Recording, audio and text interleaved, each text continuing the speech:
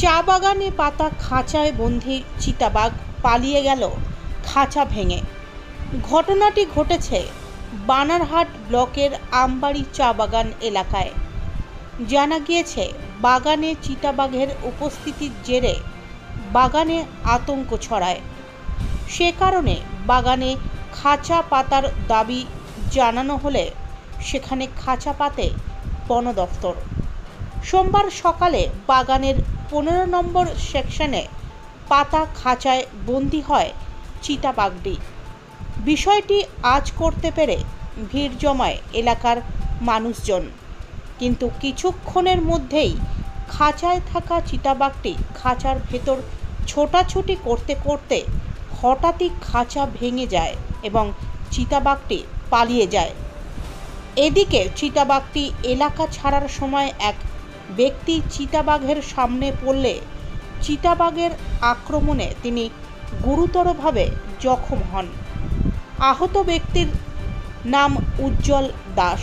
তাকে তড়িঘড়ি উদ্ধার করে বানারহাট হাসপাতালে নিয়ে যাওয়া হলে সেখানে তার চিকিৎসা শুরু হয়। তার বুকে আঘাত লাগে। ঘটনার খবর পেয়ে ঘটনাস্থলে আসে বিন্নাগুড়ি ওয়াইল্ড লাইফ স্কোয়াডের বনকর্মীরা। এদিনের ঘটনায় স্থানীয়দের দাবি, খাঁচা দুর্বল থাকায় চিতাবাঘটি খাঁচা ভেঙে পালিয়ে গিয়েছে। আপনার নামটা কি? আমার নাম হচ্ছে বাবুল তফাদার। বাবুল তফাদার, কি হয়েছে আমবাড়িতে? অ্যাকচুয়ালি খাঁচাতে বাঘ ফসছিল। ফসার পরে তো সাধারণ পাবলিক তো ভিড় হবেই দেখার জন্য। পাবলিক যখন ভিড় হয়ে গেছে, বাঘ উত্তেজনা, প্রচণ্ড উত্তেজনা হয়ে গেছে।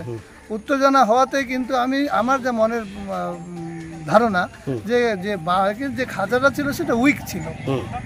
যখন বাঘ অত্যাধিক উত্তেজনা হয় যে খাঁচার মধ্যে অত্যাচার করা শুরু করছে, সেটাকে যে খাঁচা কন্ট্রোল করতে না পারায় বাঘ খাঁচা থেকে বেরিয়ে যায়। যদি খাঁচাটা মজবুত থাকতো তাহলে হয়তো বাঘ বাইরে হতে পারত। তারপরে কি হলো? কাউকে ঘায়েল করেছে? হ্যাঁ, একজনকে যখন বের হয়ে পালানোর সময় একজনের বুকের মধ্যে থাবা বসিয়েও পালিয়ে গেছে। তার ছেলেটার নাম হচ্ছে চঞ্চল দাস। চঞ্চল দাস, বয়সটা কত হইতে পারে? বয়স মোটামুটি 45। আচ্ছা, এরকম ঘটনা কি কখনো শুনেছেন? আমি এরকম ঘটনা আজ অব্দি শুনি না যে বাঘ ফসার পরে খাঁচার থেকে পালিয়ে যায়। কি বলবেন ডিপার্টমেন্টকে? ডিপার্টমেন্টের এটা সমস্ত দায়িত্ব। ডিপার্টমেন্ট খাঁচা যখন দিয়ে গেছে তখন খাঁচাটাকে থরোলি চেক করা উচিত ছিল যে খাঁচাটা কোথাও ড্যামেজ আছে কিনা। আজকে এত কষ্টে বাঘ ধরার পরে বাঘ যখন পালিয়ে যায়, এত মানে উগ্র প্রাণী, তারপরে কালকে যদি এই অ্যাকশনটা বাঘটা আরও কোনো মানুষের উপরে বা কারোর উপরে নেয়, তো ভয়ঙ্কর ব্যাপার করবে।